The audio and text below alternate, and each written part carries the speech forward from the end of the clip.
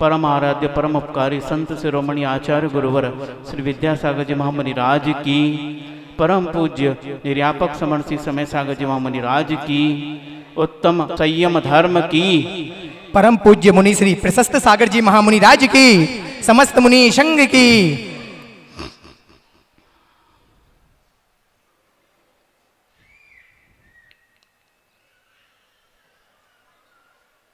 बंधु, आज उत्तम संयम धर्म का दिन आपके सामने आया है और इसे समझने के लिए हम एक संस्मरण से आज शुरू करते हैं और वह सत्य घटना है जिस व्यक्ति के जीवन में घटित हुई है, वो सत्य घटना है। उसी के माध्यम से आज हम चालू करते हैं और बहुत ध्यान से सुनना, क्योंकि कई बार यह होता है हम भूमिका को यदि नहीं सुन पाते हैं तो आगे का विषय हमें समझ में नहीं आता है। एक पुस्तक होती है जो कई पृष्ठों की लिखी होती है, लेकिन उस पुस्तक की जान उसकी प्रस्तावना में होती है। वो प्रस्तावना भले 2 पेज की क्यों न हो, लेकिन पूरे पुस्तक के हृदय को खोलकर वो रख देती है। उस 2 पृष्ठ में ही उस पुस्तक में वर्णित विषय का हमें ज्ञान हो सकता है, बाद में उसका विस्तार होता है। इसीलिए किसी भी व्याख्यान की भूमिका बहुत महत्वपूर्ण होती है, इसलिए ध्यान से सुनना। और फिर आज उत्तम संयम धर्म का दिन भी है। होता यह है कि जब हमारे उत्थान का अवसर आता है और उसी समय हमारा जो मन जो है वह गाफिल हो जाता है, कभी इंद्रियों के माध्यम से तो कभी किसी और के माध्यम से, और वह अवसर चूक जाते हैं। इसीलिए संयम रखकर और एकाग्र होकर सुनना तो हमें समझ में आएगा कि हम इस जीवन में क्या कर रहे हैं और हमें क्या करना है। तो वह संस्मरण यह है, एक बहुत ही अमीर व्यक्ति के जीवन का वह संस्मरण है, लेकिन वह अपने जीवन के प्रारंभिक अवस्था में बहुत गरीब था। इतना गरीब था कि एक टाइम की रोटी खाकर ही वह अपना काम चलाता था, लेकिन उसके अंदर कौशल था, उसके अंदर उत्साह था और जीवन में मुझे कुछ प्राप्त करना है। इस प्रकार उसके जीवन में सफलता को प्राप्त करने के लिए उत्साह था और वो मेहनत करके अपने कौशल के माध्यम से जीवन में बहुत ऊंचाई को प्राप्त करता है। उस व्यक्ति का नाम बता दे तो आगे अच्छा आसान हो जाएगा।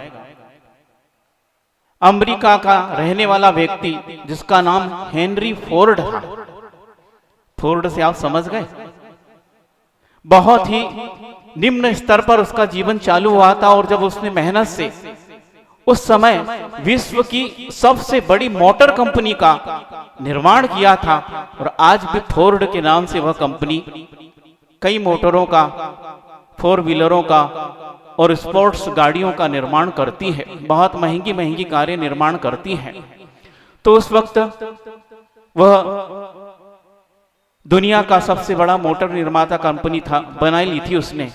लेकिन वह समझता था कि मेरा इतिहास क्या है, मैं कहां से उत्पन्न हुआ हूं, कहां इतना मैंने जो सफलता प्राप्त की है, लेकिन मेरा इतिहास क्या था। मैं अर्श पर था, फर्श पर था, भले अर्श पर आ गया हूं, आसमान पर आ गया हूं, पर मेरा इतिहास जो है वह जमीन पर था और मुझे जमीन पर ही रहना है, हवा में नहीं उड़ना है। तो उसने अपने जीवन को बहुत संयमित कर रखा था। वह कभी भी इस वैभव संपत्ति का गुलाम नहीं बना और अपने मन पर भी उसको अधिकार करने नहीं दिया। उसका जीवन बहुत संयमित था। लेकिन उसका जो पुत्र था, अब होता ऐसे ही है, बिना मेहनत की इतनी सारी संपत्ति मिल जाए तो मन तो जो है वो गाफिल हो ही जाता है। पिता ने मेहनत की है और पुत्र को फ्री में मिल गई इतनी संपत्ति, तो वह जो पुत्र इतनी संपत्ति देखकर जो है गाफिल हो जाता है और बहुत प्रकार के व्यसन उसके जीवन में आ जाते हैं। उसका जीवन उच्छृंखल हो जाता है, असंयमित, अनियंत्रित हो जाता है। वो पिता सोचते हैं मेरा तो जीवन अब ढलान की ओर है और आगे इस संस्था को संभालने के लिए एक योग्य व्यक्ति चाहिए और मेरा पुत्र ही अयोग्य सिद्ध हो रहा है। वो कई बार उसको समझाते थे, कई बार उसे प्रेरणा देते थे, कई महापुरुषों की जीवनी भी उसे पढ़ने को दी। लेकिन जिस व्यक्ति के मन में असंयम घर कर जाता है, उस व्यक्ति को संयम की बात सुनाना बहुत कठिन होता है। तो उस व्यक्ति ने भी प्रयास तो किया, लेकिन वह सफल नहीं हो पाया। इतनी सारी संपत्ति होने के बाद भी उसे यह बात कांटे सी चुभती थी। एक तो पुत्र होकर मर जाए थोड़ा दुख होता है, पुत्र न हो थोड़ा दुख होता है, पुत्र होकर मर जाए थोड़ा ज्यादा होता है, पुत्र उत्पन्न हो जाए और असंयमी हो जाए, उच्छृंखल हो जाए, कलंक लगाने लग जाए, पूरे कुल को कलंक लगा दे, तो उस दुख की वर्णन करना बहुत कठिन है। वैराग्य भावना में आता है शायद इस प्रकार का पद्य। तो इस प्रकार उसे भी लगता था। एक दिन क्या हुआ, वह अपने कारखाने में घूम रहा था, वैभव देख रहा था वो पुत्र। अचानक एक कार पर उसकी नजर जाती, बिल्कुल लेटेस्ट डिजाइन की बनी थी, स्पोर्ट्स गाड़ी थी, उसका डिजाइन भी बिल्कुल लेटेस्ट था। उसको देखकर ही उसको लालच आ गया, इस गाड़ी की ड्राइविंग करना चाहिए। और ये एकदम अभी निकल कर आई, पहली ड्राइविंग तो मुझे करना चाहिए। वो पिताजी से कहता, पिताजी इस गाड़ी की चाबी दीजिए, मैं इसकी ड्राइविंग करना चाहता हूं। पिता सोचते अवसर बहुत अच्छा है, जब अवसर पर चोट लगा दी जाए तो काम हो जाता है। और पिताजी, क्योंकि गाड़ी अभी बनकर आई थी, उसमें थोड़ी कुछ कमियां थी, उसे सुधारने का प्रयास किया जा रहा था। और उसी वक्त उसने उस गाड़ी को देखकर उसका मन ललचा गया। पिता बोलते, कोई बात नहीं बेटा, तुझे इस गाड़ी की ड्राइविंग करना है? हाँ बिल्कुल, बहुत अच्छा, ले चाबी, बैठ जा। वह गाड़ी की सीट पर बैठ जाता है। जैसे ही बैठता उसे लगता कहीं मैं स्वर्ग में आ गया हूं, इतनी आलीशान गाड़ी है। और वह चाबी लगाकर स्टार्ट करना ही चाहता। पिता कहते, बेटा रुक जा, पहले ध्यान से मेरी बात सुन, तुझे इस गाड़ी की ड्राइविंग करना है, बहुत अच्छा कर, मैं भी चाहता हूं कर, ताकि पता चल जाए गाड़ी कैसी है। पर मेरी बात को ध्यान से सुनना, ये गाड़ी बहुत अच्छी है और इसकी स्पीड भी लगभग 200 किलोमीटर प्रति घंटे की है। ऐसी गाड़ी अभी तक कभी बनी नहीं है पूरे विश्व में।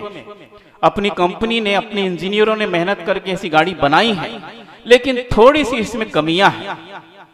पूछता है, बेटा क्या कमी है? पिताजी गाड़ी तो बहुत अच्छी दिख रही है, थोड़ी सी, ज्यादा बहुत बड़ी कमी नहीं है। इसमें हॉर्न तो लगा दिया है, पर पता नहीं किस कारण से हॉर्न बजता नहीं है।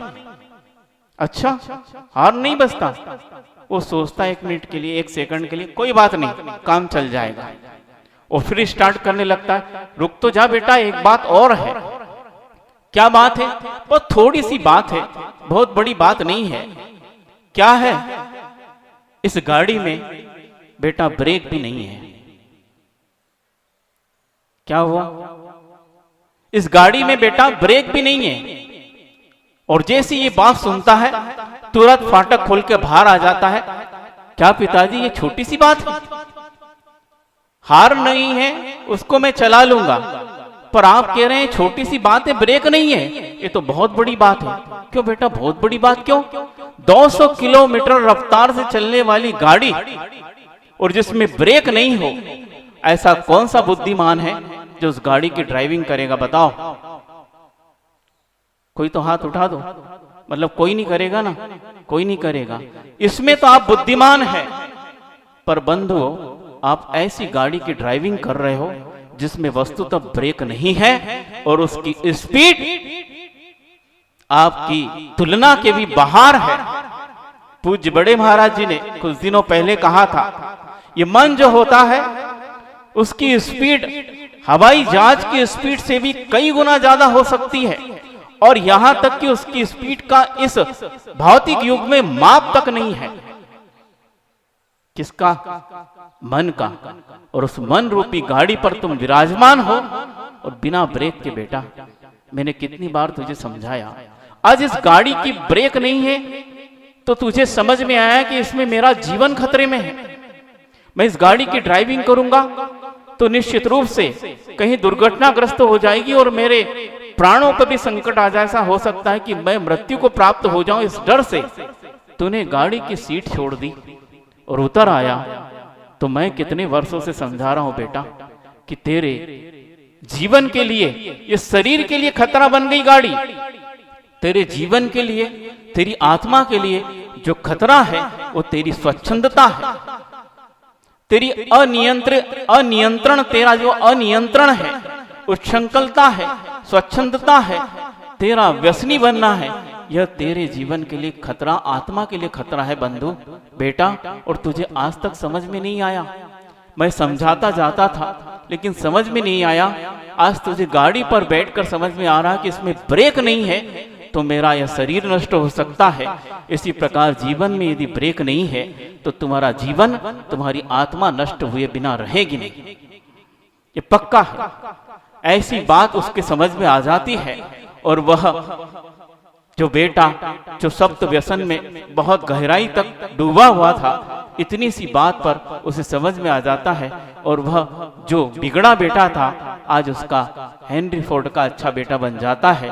और उसी बेटे ने आज तक कंपनी को और ऊंचाई पर ले गया है। ये जीवन की सत्य घटना है बंधुओं। जीवन में ब्रेक नहीं है तो क्या हो जाता है। आचार्य ने संयम की भी यही परिभाषा दी है कि संयम किसको कहते हैं। सम्यक रूपेण यमो संयमः, अर्थात जो सम्यक रूप से यम अर्थात नियंत्रण होता है उसका नाम संयम है। किस पर नियंत्रण, ये बात मुख्य है। यहां पर जो संयम शब्द में सम्यक और निरंतरण दो शब्द दिए हैं, उसमें नियंत्रण शब्द तो सामान्य है लेकिन सम्यक शब्द बहुत महत्वपूर्ण है। हमें आज उत्तम संयम को समझना है, मात्र संयम को नहीं समझना है। तो सम्यक शब्द जो है महत्वपूर्ण है। किस लिए महत्वपूर्ण है? वो इसलिए महत्वपूर्ण है कि बंधु, हम अपने जीवन में बहुत से ऐसे अवसर आते हैं और जब अवसर आते हैं उन अवसर पर ही अवसरवादी बनकर बहुत सा अनुशासन और बहुत सा संयम अपना लेते हैं।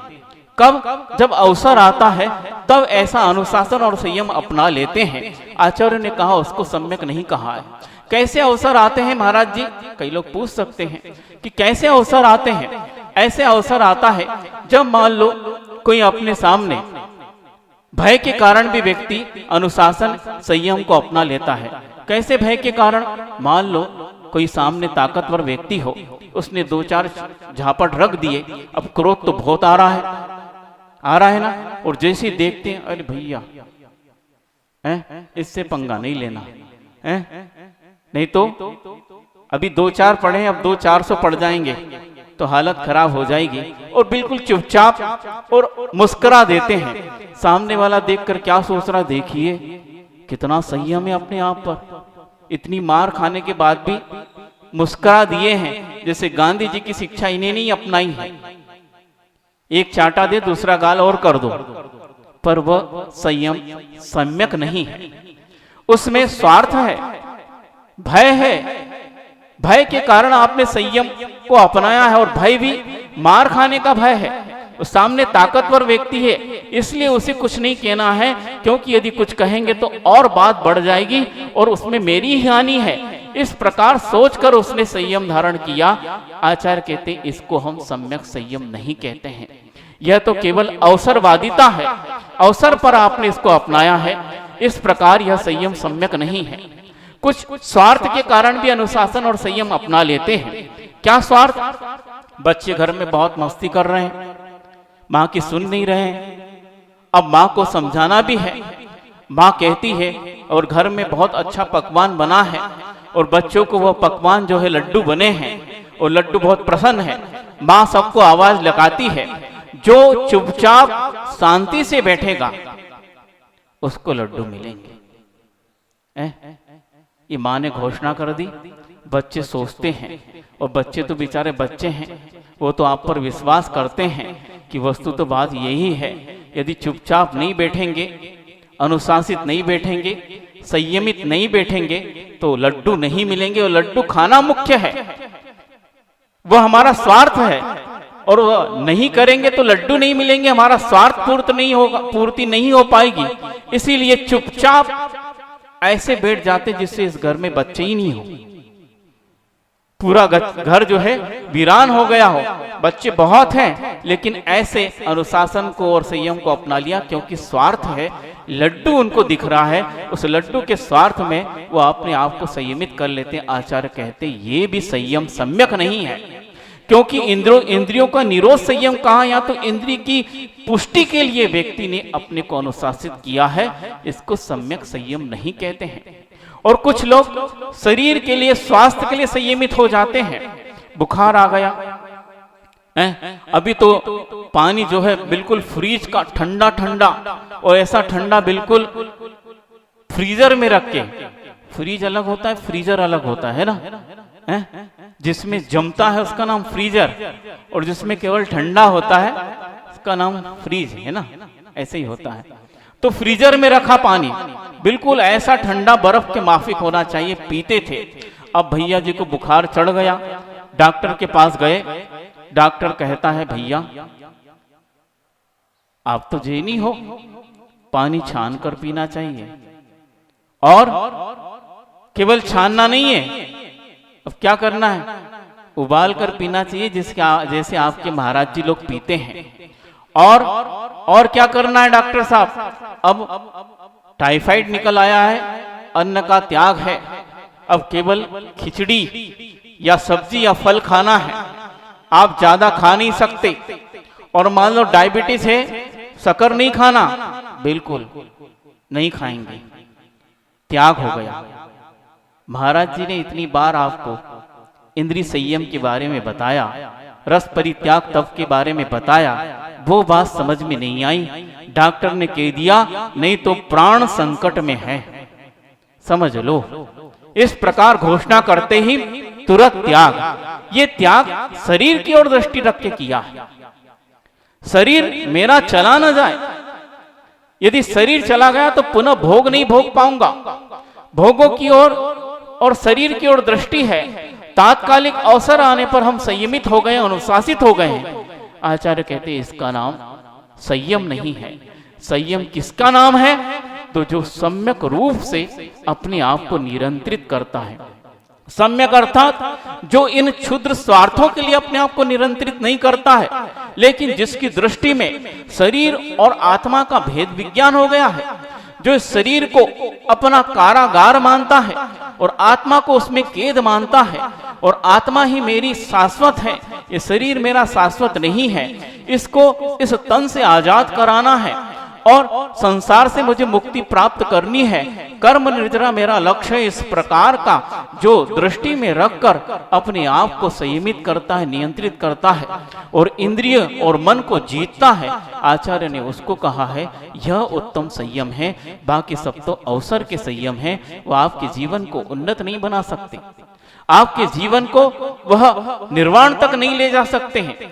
आपके जीवन में प्रसिद्धि मिल सकती है, इस बाहरी संयम को प्राप्त करके आप प्रसिद्ध हो सकते हो, लौकिक प्रसिद्धि आपको मिल सकती है, लेकिन आत्मा की सिद्धि आपको 3 काल में नहीं मिल सकती, वो सम्यक संयम के माध्यम से मिल सकती है, उत्तम संयम के माध्यम से मिल सकती है।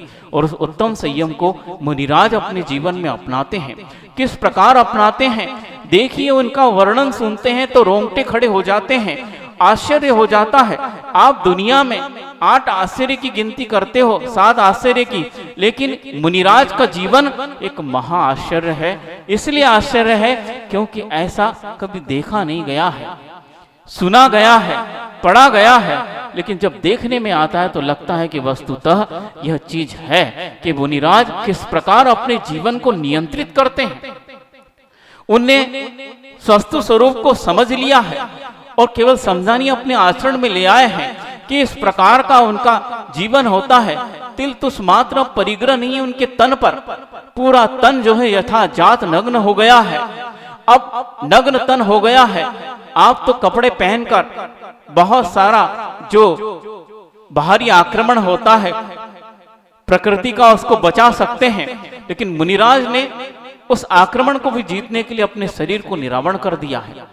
अब सर्दी पड़ेगी, गर्मी पड़ेगी, बरसात भी होगी, पर ऐसे समय भी मुनिराज करते क्या है, सर्दी हो गई लेकिन क्या करेंगे, चतुर्थ काल की बात बता रहा हूं, पंचम काल में ऐसा होता है। कैसा होता है देखेंगे हम कि चतुर्थ काल में वो मुनिराज चलाकर नदी के किनारे, ठंडी पड़ रही पूस माह की, ऐसी ठंडी जिसमें अंग अंग गल जाए, ऐसी ठंडी पड़ रही जिसमें अंग गल जाए, पूरा शरीर गल जाए हिम के कारण। लेकिन उस वक्त भी वे नदी किनारे पहुंच गए हैं और उस शीत परिशा को सह रहे हैं। उनकी त्वचा पर ऐसी ठंडी ठंडी हवा लग रही है, उसका स्पर्शन हो रहा है, लेकिन यह सब बाह्य चीज है, मेरा अंतर तो इससे अछूता है। यह हवा इस आत्मा को कभी नहीं छू सकती, क्योंकि आत्मा स्पर्शन से रहित है, उसमें किसी प्रकार का स्पर्श नहीं है, वह स्पर्श से रहित है। इस शरीर इस शीत को स्पर्श कर रहा है और शरीर मेरा नहीं है, इस प्रकार का चिंतन है। और गर्मी की ऋतु में पहाड़ पर जाकर वह आतापन योग करते हैं और क्या करते हैं, बरसात में वह वृक्ष के नीचे बैठकर पानी की बूंदों को सहन करते हैं। ऐसे उनके शरीर पर वो बूंदें लगती हैं जैसे तीर चल रहे हों, ऐसी उनको अनुभूति होती, लेकिन फिर भी उनके चेहरे पर विषाद नहीं है, उनके चेहरे पर दुख और निराशा नहीं है, क्योंकि कोई जबरदस्ती और मजबूरी नहीं है। उनने चलाकर इस तप को और इस इंद्रिय विजय को धारण किया है।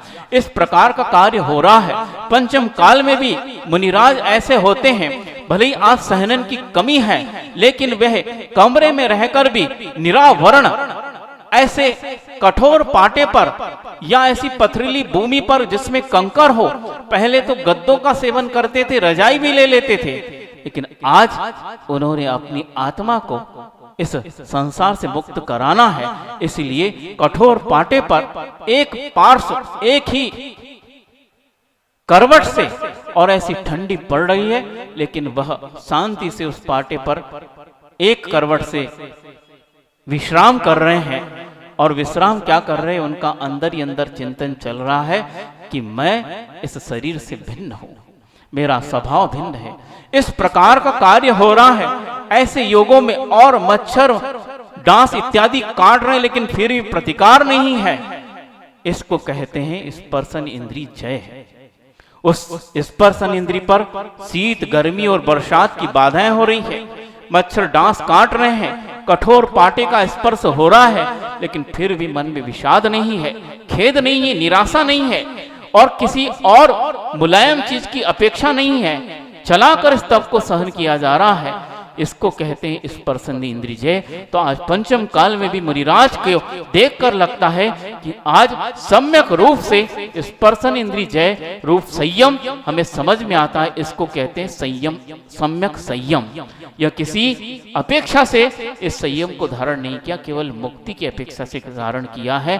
और ब्रह्मचर्य व्रत धारण करके स्पर्शन इंद्रिय को विजय करते, काम की बाधाएं आती हैं, लेकिन फिर भी अपने आप को निर्विकार रहते रख के नग्न ऐसी सृष्टि में विचरण करते हैं, जहां ऐसे ऐसे सुंदर विषय भोग दिख सकते हैं जिसमें हमारे शरीर में विकार उत्पन्न हो सकता है, लेकिन उन्होंने ब्रह्मचर्य धारण कर लिया है और उसके बाद स्पर्शन इंद्रिय जय काम को भी जीत लिया है। इसको कहते हैं स्पर्शन इंद्रिय जय। दिखती है आपको, देखा है उन मुनिराज के केवल शरीर को नहीं देखना, उनके गुणों को देखना कि उन्होंने स्पर्शन इंद्रिय को ऐसे जय किया है। और मासों उपवास के धारी भी होते हैं। एक दिन का भी उपवास क्यों न हो, एक दिन यदि आप भूखे रहें तो जिह्वा बहुत सी मांग करने लगती है। अभी उपवास चल रहा है, लेकिन पारने की प्लानिंग बनने लगती है, कल इससे खोला जाएगा, इससे नहीं इससे प्लानिंग बन रही है, चीजों को चुना जा रहा है, क्योंकि रसना इंद्रिय जय नहीं है। वे मुनिराज उपवास कर रहे हैं, महीनों का भी उपवास कर रहे हैं, एक दिन का भी उपवास किया है, लेकिन किसी रस की अपेक्षा नहीं है। उस आहार की ओर गृद्धता से दृष्टि नहीं उठाते हैं। लोग सामने थाली बता रहे हैं, लेकिन फिर भी उनकी उंगली उठती चली जाती है, यह नहीं लेना, वो नहीं लेना। क्यों नहीं लेना? मैं जिह्वा के लिए भोजन करने तुम्हारे घर नहीं आया हूं, इस शरीर को बस चलाना है, इस शरीर के अधीन हो, बस ये अधीनता मैं स्वीकार करता हूं। और अधीनता मुझे स्वीकार नहीं, लेकिन इसकी भी अधीनता को समाप्त करना है, बस यही मेरी चर्या है। इसलिए वो गृद्धता से उस आहार की ओर दृष्टि नहीं देते हैं। बहुत जम के भूख लगी है, लेकिन फिर भी उनका संयम टूटता नहीं है और वह बिल्कुल नीचे दृष्टि रख, जिसको क्या बोलते, गोचरी वृत्ति।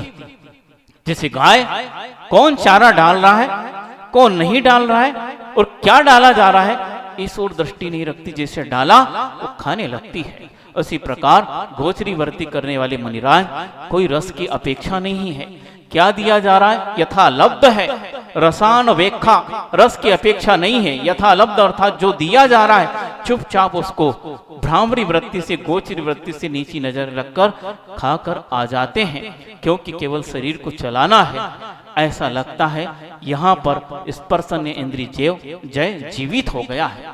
मैंने शास्त्रों में पढ़ा था, लेकिन यहाँ पर यह स्पर्श रसना इंद्री जय मुझे जीवित दिखाई दे रहा है। लेकिन हम टटोले अपने आप को, क्या ऐसा होता है एक बार भी? क्या हमारे जीवन में इस प्रकार आ सकता है? बहुत कठिन है बंधुओं। और उनके मुख से, उस जिह्वा से हित मित प्रिय वचन निकलते हैं, दूसरे के लिए हितकारी वचन, कभी अहितकारी वचन नहीं कहते हैं।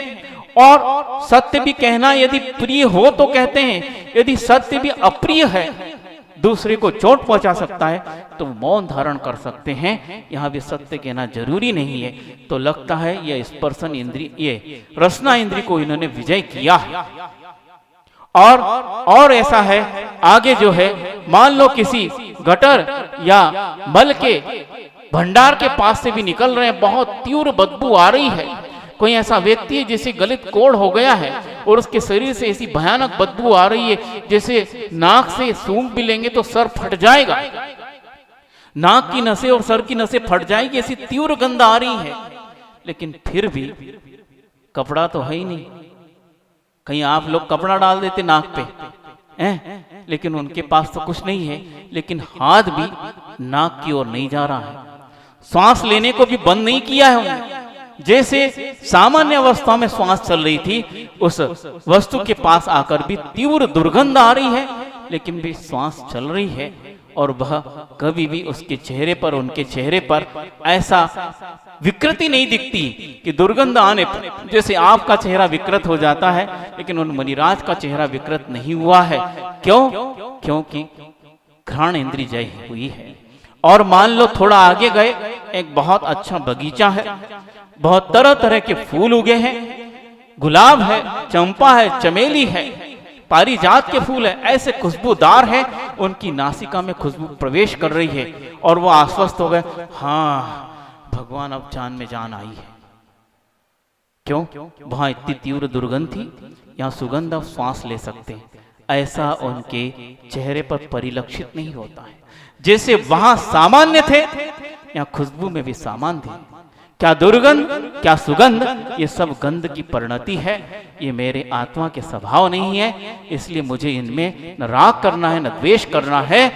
इसलिए इस प्रकार की चर्या, तो उनकी घ्राण इंद्रिय विजय वहां उनकी परिलक्षित होती है कि उन्होंने घ्राण इंद्रिय को कैसे विजय किया है। इसको कहते हैं सम्यक संयम। और चक्षु भी उनके पास है, तरह तरह के दृश्य उनको दिखते हैं, ऐसे ऐसे दृश्य दिखते हैं जिनके द्वारा राग उत्पन्न हो सकता है, ऐसे ऐसे। और आज पंचम काल में तो ऐसे ऐसे दृश्य दिखते हैं, क्या बताओ बंधु, कहने में भी लज्जा आती है। इस प्रकार का पहनावा हो गया है, लेकिन उसको देखकर भी मुनिराज उस शरीर को नहीं देखते हैं, शरीर को भेद कर उनकी दृष्टि चली जाती है। ये चमड़ी थोड़ी सी है, कितनी पतली है, जरा छील कर देखना। थोड़ा सा छिलने के बाद अंदर का सारा मटेरियल बाहर आ जाता है, खून आ जाता है, पीप आ जाता है, मांस आ जाता है। ऐसे ऐसे दुर्गंधित पदार्थ देखकर ग्लानि होती है। ये चमड़ी है कितनी, आचार्य कहते हैं ये चमड़ी पूरी शरीर से निकाल कर, छील कर उसको इकट्ठी की जाए, एक चुटकी में आ सकती है। चुटकी भी बहुत बड़ी हो गई है। पूरी चमड़ी कितनी है तुम्हारे शरीर में, एक चुटकी में आ सकती है। तो बंधु तुम्हारा राग कितना है, एक चुटकी बराबर है। एक चुटकी पर राग है, उतनी ही चमड़ी पर आपका राग है।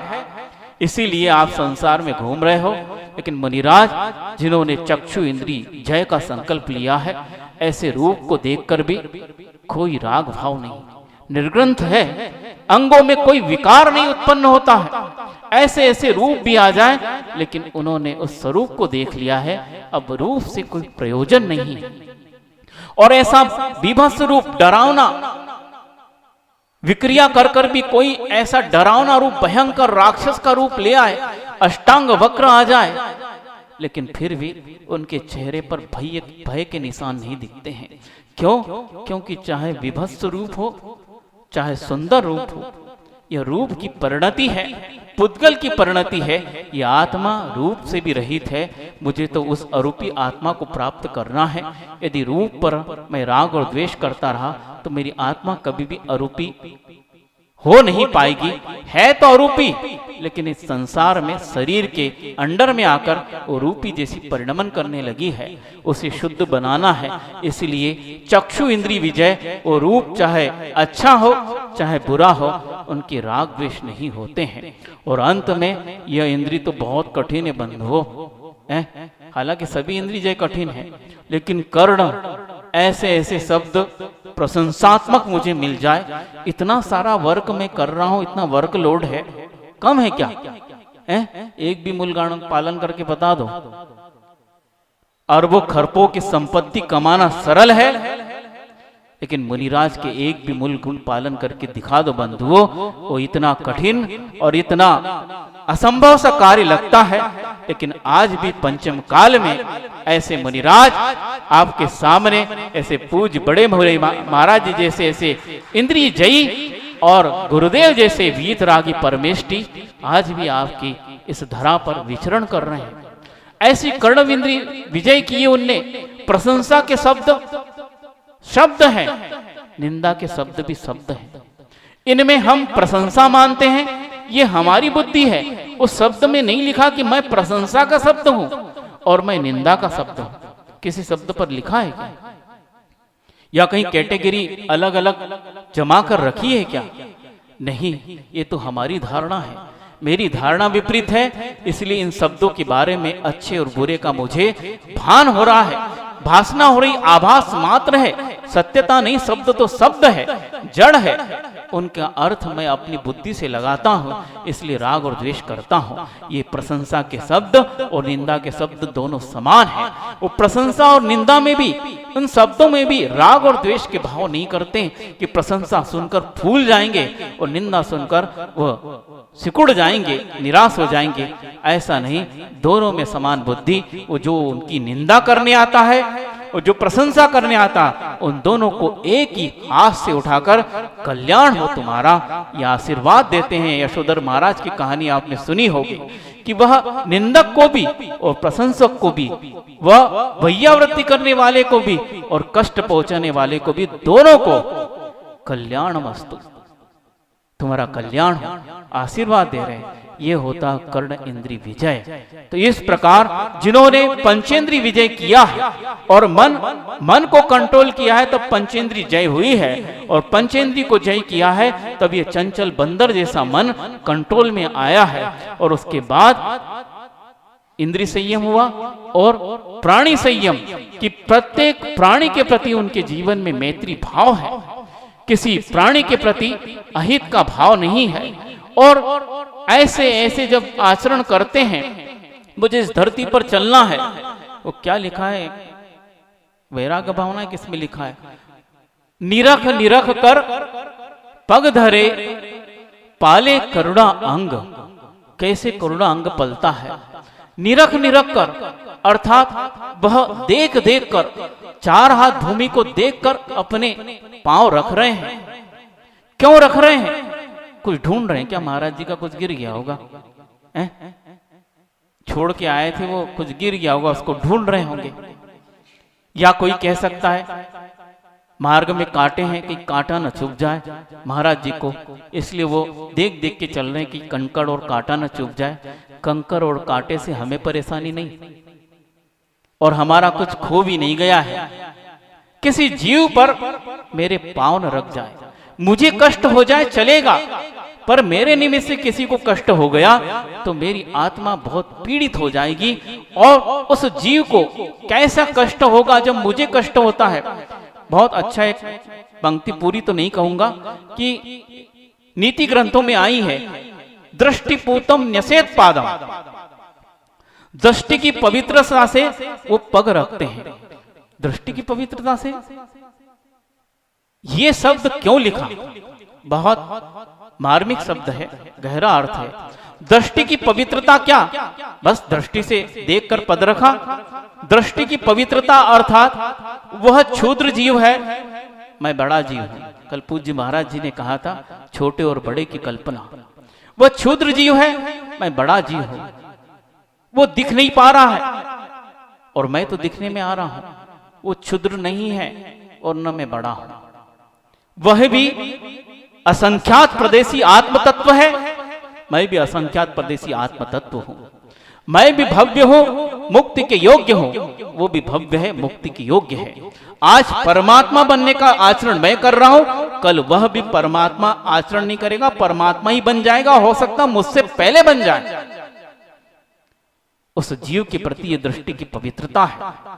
दृष्टि की पवित्रता से पग रख रहे हैं। उस जीव को केवल बचाना नहीं, वो जीव मात्र नहीं है, एक भगवान आत्मा है।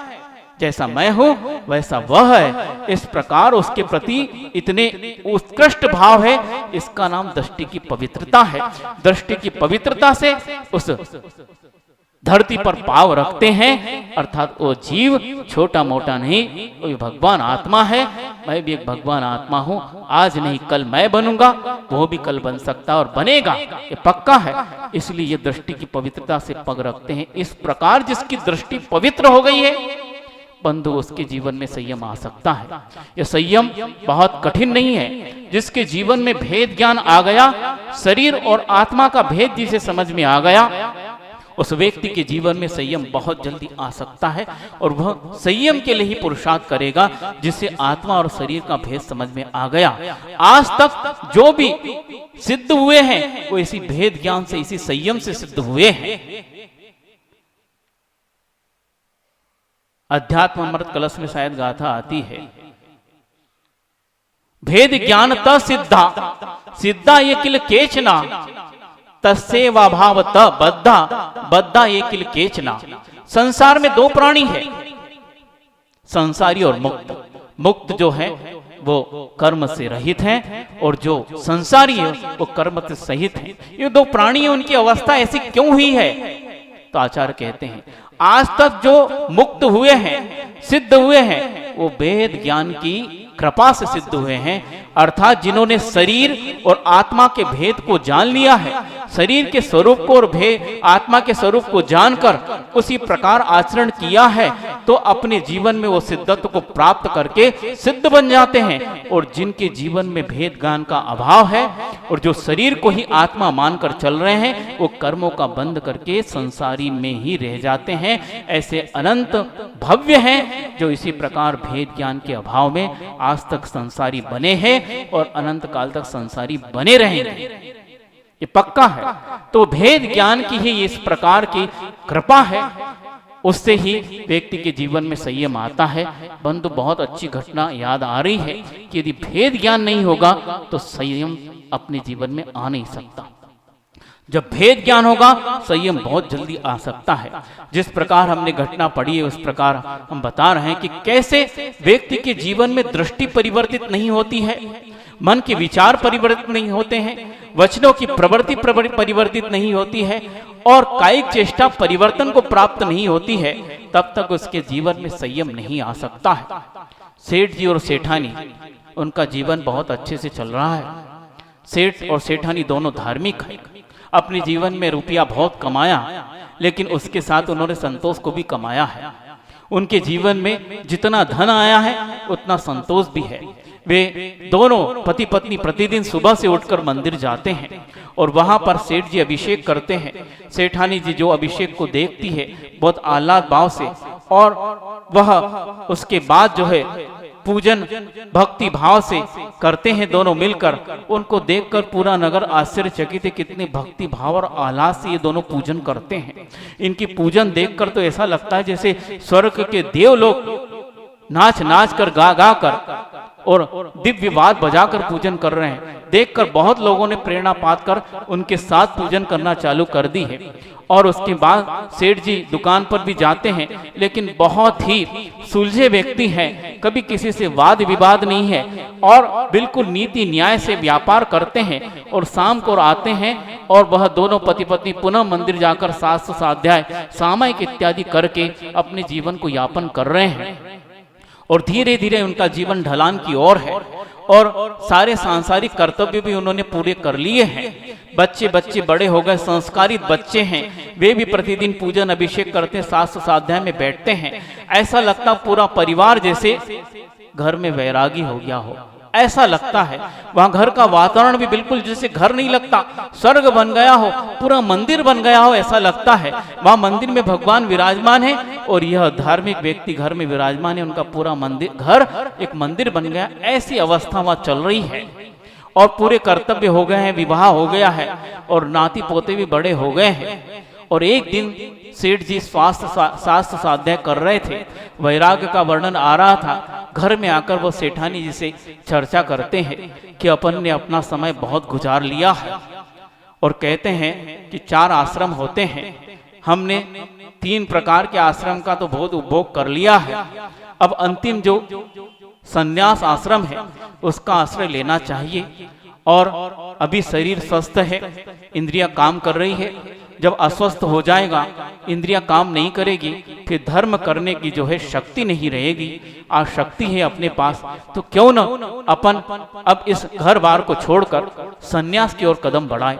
सेठानी भी सहर स्वीकृति देती है। इस गृहस्थी का बोझ उठा उठाकर हम भी अब थक गए हैं, अब विश्राम चाहते हैं। तय हुआ है पास के ही जो उद्यान में मुनिराज आए हैं और वहां पर उन्हें जो है व्रत लेने जाना है। और चर्चा ये भी चल रही है कि घर में हम रह रहे हैं, यद्यपि बहुत धर्म कर रहे हैं, धर्म ध्यान कर रहे हैं, लेकिन घर में संयम संभव नहीं है।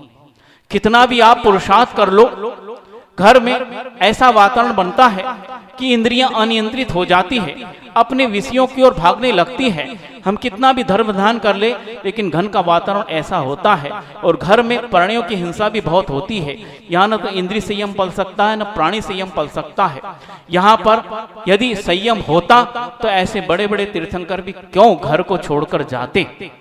यदि घर में ही संयम हो जाता, यहाँ कितना भी पुरुषार्थ करो, इंद्रियां चंचल हो ही जाती है। भले ही कितना भी पकड़ के रखो, ये बहुत ही चंचल है और ऐसा वातावरण मिलता है। लेकिन फिर भी आज होता क्या है, बीच बीच में वो भी बात कह लेते हैं। कहीं ऐसे भी व्यक्ति मिल रहे हैं जिन्हें संयम तो छोड़ो, घर में शुद्ध उपयोग हो रहा है, हो रहा ना। तो वो कहां से पढ़कर आए हैं भगवान जाने। जब संयम की गंध घर में नहीं आ सकती, संयम के बाद की अवस्था है जिसका संयम अत्यंत निर्मल हो जाता है, निर्दोष हो जाता है, निरतिचार हो जाता है, उस व्यक्ति के जीवन में शुद्ध उपयोग आता है। सरल नहीं है शुद्ध उपयोग लाना। और संयम के अभाव में ही इस प्रकार के यदि भाव आ रहे हैं तो भगवान जाने उन्होंने वो कहां से स्वाध्याय किया है, वो परिणति उनकी जाने।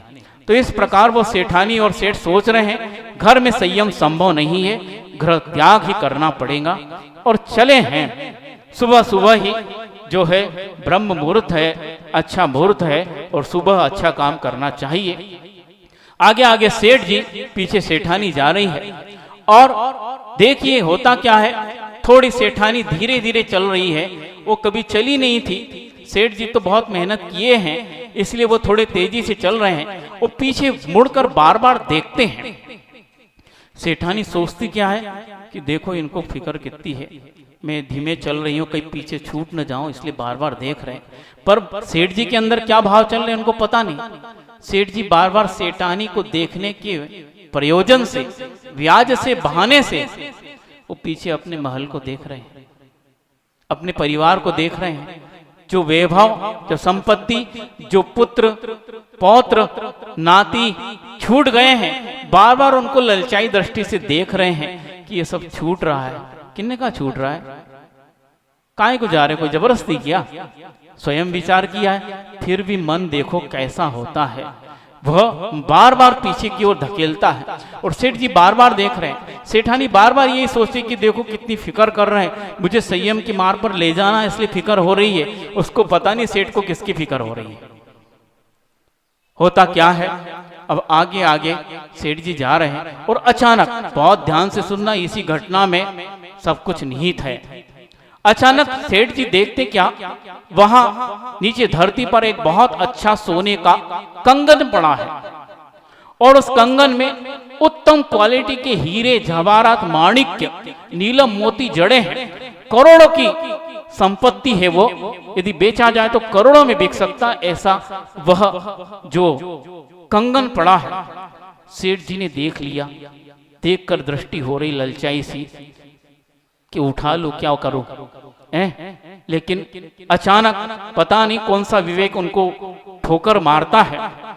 और इतने में सेठानी भी थोड़ी करीब आ गई थी और जल्दी जल्दी में सेठ जी करते क्या है, वहीं पास में मिट्टी धूल का ढेर था और उसको जो है उस कंगन पर डाल देते हैं ताकि कंगन दिखाई न दे, और वह धूल से उसको सब बराबर कर देते, जैसे आप लोग करते ना, कभी किसी को मिल गया हो और ये नहीं सोच रहे उनने क्या सोचा आगे बताएंगे, पर आप इसलिए ढाक देते हैं कोई दूसरा देख न ले, अभी सब चले जाएंगे, मैं वापस आके ले जाऊंगा, क्योंकि लालच, संयम नहीं है।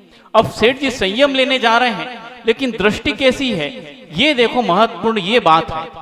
और इतने में सेठा जी ने आई गई है, वो देख लेती सेठ जी ने कुछ किया है, कुछ तो किया, लेकिन क्या किया है समझ में नहीं आया। वो पूछती है, सेठ जी क्या कर रहे थे आप, वो पांव से इस प्रकार क्या धरती को घीस रहे थे आप? नहीं कुछ तो नहीं, क्या किया मैंने, देखो क्या किया, कुछ नहीं किया। नहीं कुछ तो किया है आपने, और क्या किया है वो दृष्टि से ओझल हो गया है, पर बताना पड़ेगा आपने क्या किया है, क्योंकि आप कोई भी काम बिना प्रयोजन के करते नहीं है, यह हमने देखा है। तो ये कौन सा प्रयोजन था, उसके पीछे क्या उद्देश्य था, तुमने क्या किया बताइए। सेठ जी जो है, अब उनने जो सोचा वो तो नहीं बताया, जो बता रहे हैं हो सकता उनने नहीं सोचा हो, लेकिन फिर भी दूसरे के ऊपर डाल ही दो।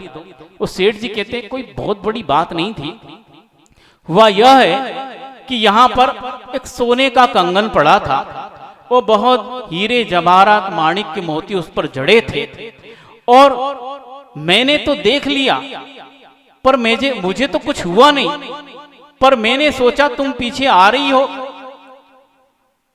और महिलाओं की प्राय दृष्टि होती है, कोई ऐसा आभूषण मिल जाए तो ललचा जाती है, तो मुझे ऐसा लगा हम संयम की ओर जा रहे हैं, कोई तुम्हारा लालच ना आ जाए और तुम उस आभूषण को उठाने के लिए तैयार न हो जाओ, इसलिए मैंने उस स्वर्ण आभूषण पर धूल डाल दी है। सावधान होकर सुन रहे कि नहीं, अब उत्तर सुनो सेठानी जी का, कि मैंने उस पर धूल डाल दी है, कहीं तुम ललचा न जाओ, इसलिए सोने के कंगर पर धूल डाल दी है।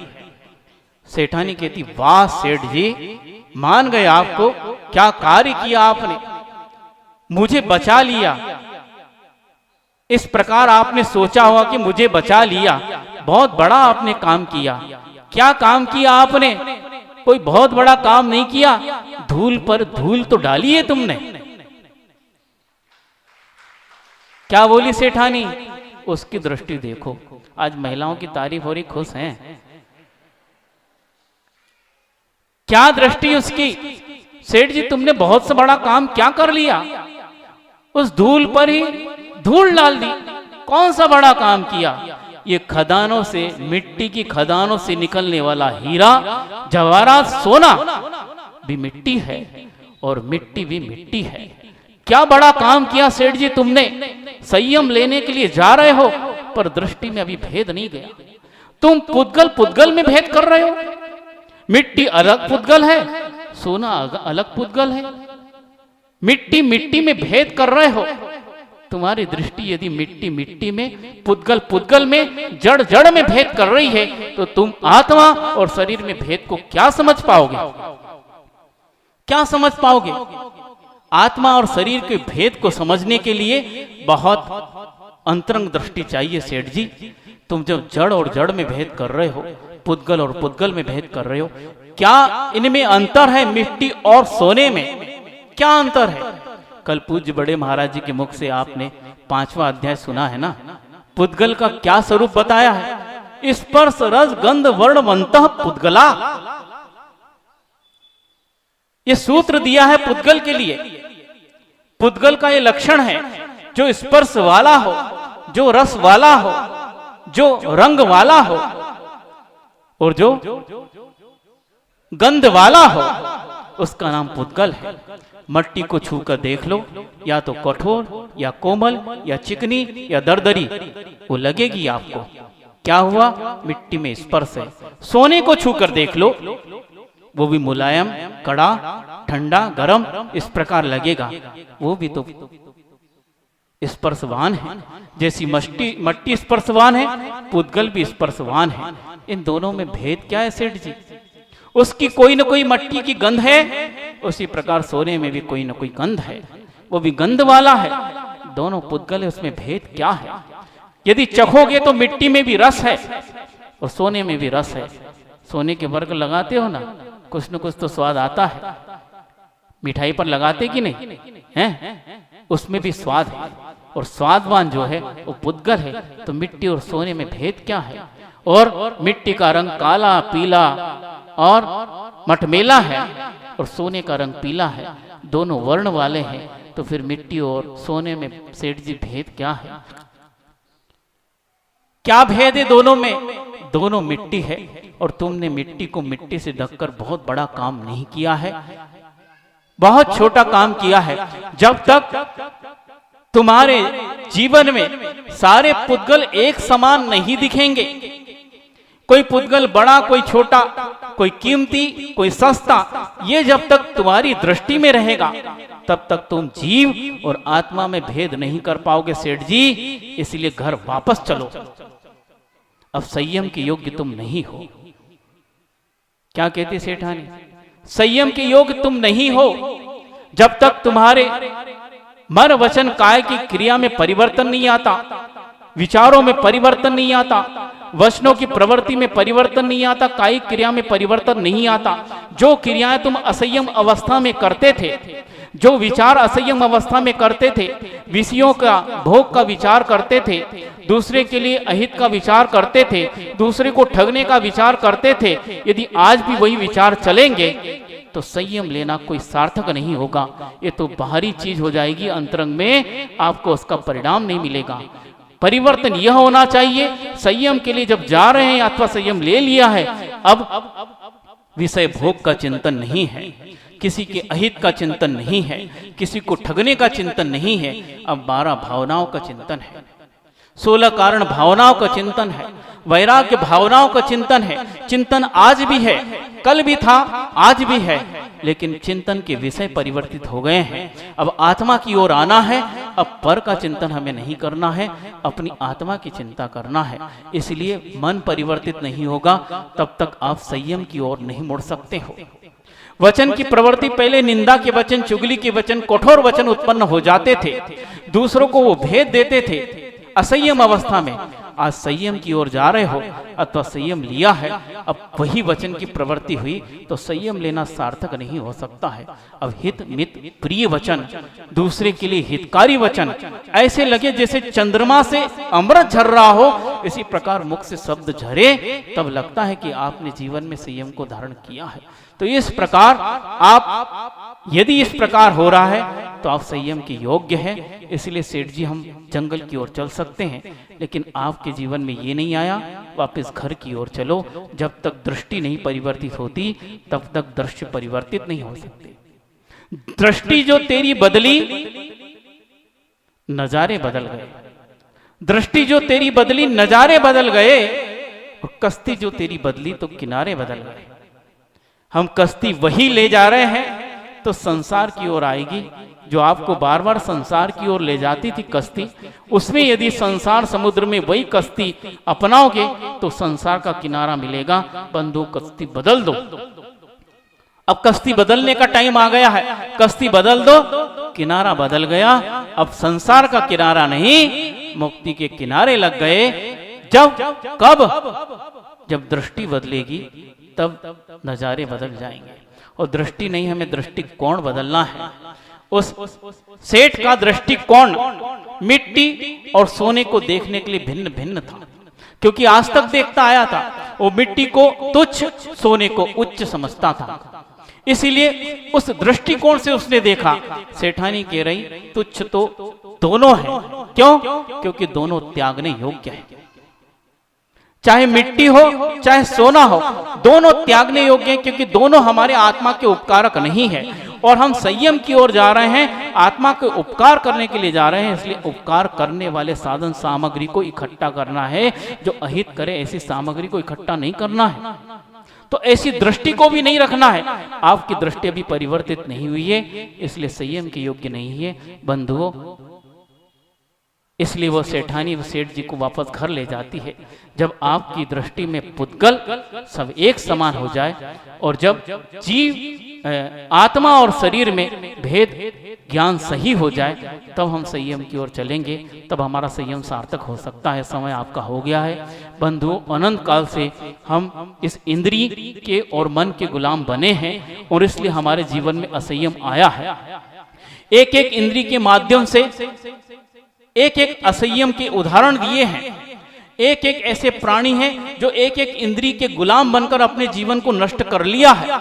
आचार्य कहते हैं वो एक एक प्राणी एक एक इंद्रिय के गुलाम बनकर नष्ट हुए हैं। पर मनुष्य ऐसा है जो पांचों इंद्रिय का गुलाम है, और उसके जीवन का क्या पतियारा, उसको क्या समझाएंगे, वो किस प्रकार उसके जीवन का उत्थान होगा जो पांचों इंद्रिय का गुलाम है और सबसे बड़े उसके नियंता मन का गुलाम है। इसलिए बंधुओं, यदि उत्तम संयम को समझना है तो अपने जीवन में मन को और अपनी इंद्रियों को संयमित कीजिए। अपने जीवन में भी थोड़े थोड़े से नियम और संयम को धारण कीजिए। बहुत से ऐसे नियम और संयम हैं जो हम धारण कर सकते हैं, जो हमारे स्वयं के ताकत मतलब हमारे स्वयं के सामर्थ्य में हम वो कर सकते हैं। यदि इतना भी नहीं कर पाए तो जीवन में कभी उत्थान नहीं हो सकता है। बहुत छोटे छोटे नियम भी हो सकते हैं जो हमारे जीवन को भी समाप्त कर रहे हैं और हमारी आत्मा को भी, जो भौतिक दृष्टि से भी हानिकारक है और आध्यात्मिक दृष्टि से भी हानिकारक है, धार्मिक दृष्टि से भी। ऐसे पिछले क्लासों में भी हमने कहा था उसके बारे में। मद्य मांस मधु, मधु समझ रहे ना, शहद, मद्य, शराब, मांस इत्यादि का प्रयोग, सप्त व्यसन जो हमारे जीवन को बर्बाद कर रहे हैं। और बंधुओं, ऐसा भी बहुत आज चलन चल रहा है, ये पान मसाला है, गरम मसाला नहीं। गरम मसाला तो स्वास्थ्य कारक है, उसमें बहुत सी अच्छी चीजें डली हैं जो आपके स्वास्थ्य वर्धक हो सकती है, लेकिन पान मसाला ये कभी स्वास्थ्य वर्धक नहीं हो सकता। उस पर लिखा भी है, लेकिन फिर भी हम कितने मूर्ख हैं कि वो जानते हुए भी उसको सेवन कर रहे हैं। ऐसे सिगरेट, पान मसाला इत्यादि जिसका आज हमारे जीवन पर ऐसा असर पड़ रहा है, ऐसे घातक घातक रोग हो रहे हैं और हमारा जो धर्म भी नष्ट हो रहा है। इस प्रकार के व्यसनों को करके हमारा धर्म भी समाप्त और ये शरीर भी समाप्त, दोनों प्रकार से हानि हो रही है। क्या हम उत्तम संयम के दिन इस प्रकार का क्या संकल्प नहीं ले सकते? क्या इसके बिना जिया नहीं जाता? क्या इसके बिना हमारा जीवन नहीं चल सकता? क्या इसके पहले कोई जीवित नहीं रहा है? और ऐसे बहुत से लोग हैं जो इसके बिना भी जी रहे हैं। मनिराजों की तो बात छोड़ दो, संयमी की बात छोड़ दो, असंयमी भी ऐसे हैं जो इनके बिना भी अपना जीवन बहुत अच्छे से गुजार रहे हैं।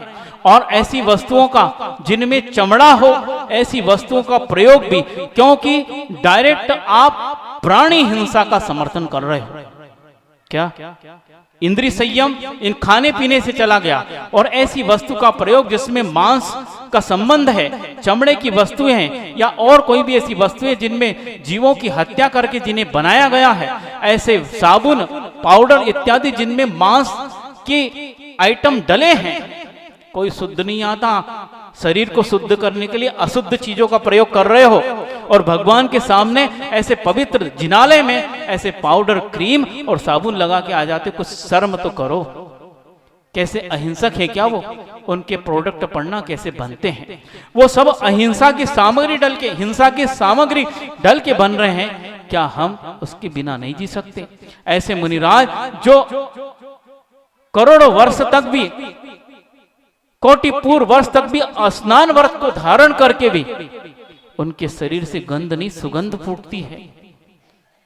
और हम इस शरीर को कितना मल मल कर धो ले, लेकिन तुरंत गंदगी फिर आ जाती है, उसके बाद भी इनका हम सेवन करते चले जा रहे हैं। तो ऐसी हिंसात्मक वस्तुओं का कभी प्रयोग न करें, तब कहीं जाकर हम उत्तम संयम को समझ सकते हैं। और ऐसे फास्ट फूड इत्यादि खाने के जो सामान हैं, जिनमें हिंसा का सामान डल रहा है, उसका भी त्याग करें तो उत्तम संयम धर्म को मनाना सार्थक होगा।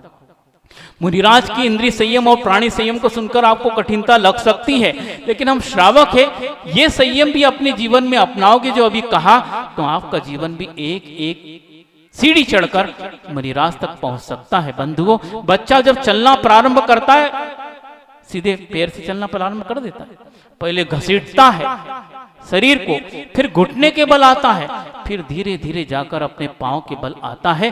उसी प्रकार ये छोटे छोटे नियम एक दिन महाव्रत बन सकते हैं, लेकिन कब? जब छोटे नियम भी लो और श्रद्धा से और समर्पण से और दृढ़ता से पालन करो, तभी उत्तम संयम धर्म को हम समझ सकते हैं। अहिंसा परमो धर्म की जय।